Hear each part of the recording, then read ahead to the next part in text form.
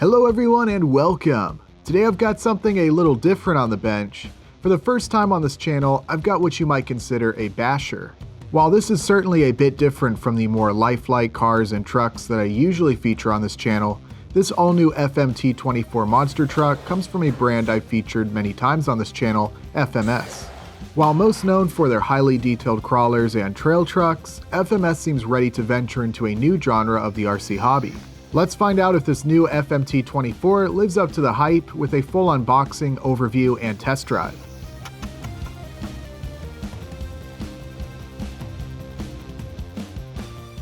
Now for full disclosure, I'm much more of a scale modeler and a crawler guy. I've never really ventured into bashers or this style of RC monster truck before, so I won't really have much to compare this truck to, and I don't have much experience driving anything that might be considered competition to this FMT24. From what I've seen online, it seems this truck is sort of in a class of its own. While there are many bashers and monster trucks on the market now that all share a pretty similar design, I don't really see anything as small as this FMT24. This 124 scale truck measures only about 240mm front to back and about 160mm side to side, making it much more suitable for indoor driving. Just like with other FMS products, the truck comes well packed and fully ready to run with everything you'll need right out of the box except the AAA batteries for the transmitter. While obviously this truck doesn't have the same emphasis on scale realism as other models, FMS still manages to top this chassis with a pretty nice looking officially licensed Chevrolet Colorado body. 3 color options are available. FMS also sells a clear body if you'd like to paint one yourself. Of course, along with the truck, you'll also find the transmitter, battery charger, wheel wrench, and some spring spacers. This transmitter is the same one used on a number of other FMS products. This is the more basic design version, lacking the dip switches and the channel 4 button, but you don't really need them for this truck.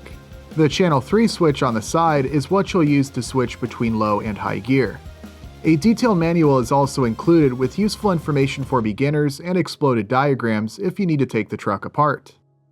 Something I wanted to point out was adjusting the brake intensity. Out of the box, I didn't feel like the braking was very strong. In the manual, you'll find the instructions, but basically, you just double press this button right here. The light will flash. Using the bind button, you can toggle through the different braking intensity settings. I think there's maybe like 3 or 4, and then double tap this button right here.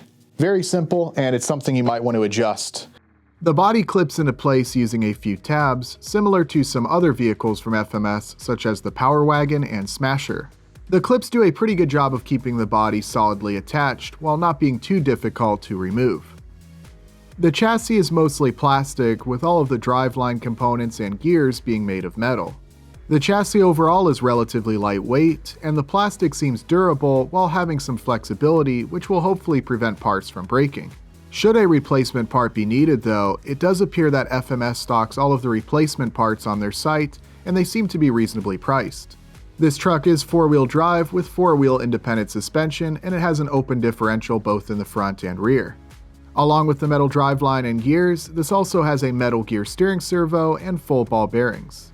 The wheelie bar in the back is definitely needed, as you'll soon see. The angle of it can be adjusted.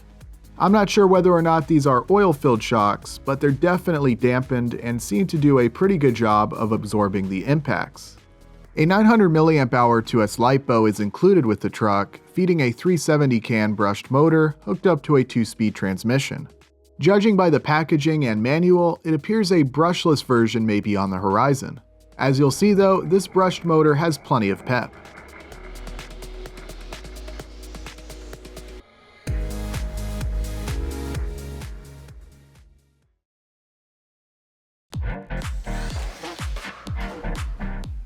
Thanks to its small size, you can have some indoor fun with this FMT24. I set up this very technical ramp to do some test jumps.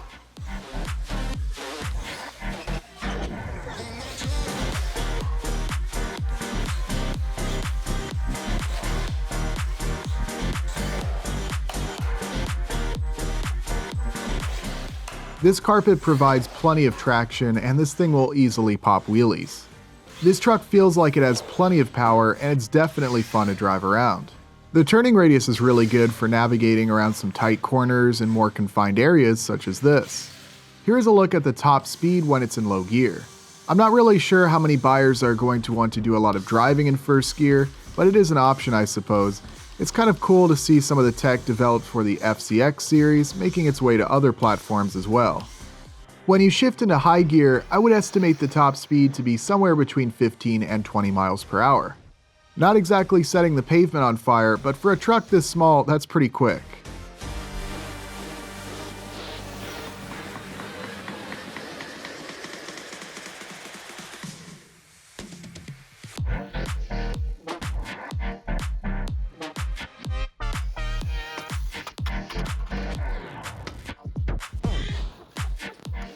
Whether you want to tear up the carpet or do some backyard bashing, this thing is awesome. That 900 mAh battery seems to provide pretty reasonable run times of about a half hour or so depending on how you're driving. I wanted to see how well this truck would drive through some grass. As long as it's not too long or too thick, it goes through it just fine. While we didn't go as far as to intentionally crash these things to test the durability, I think for the type of driving that's being advertised, these should be plenty durable.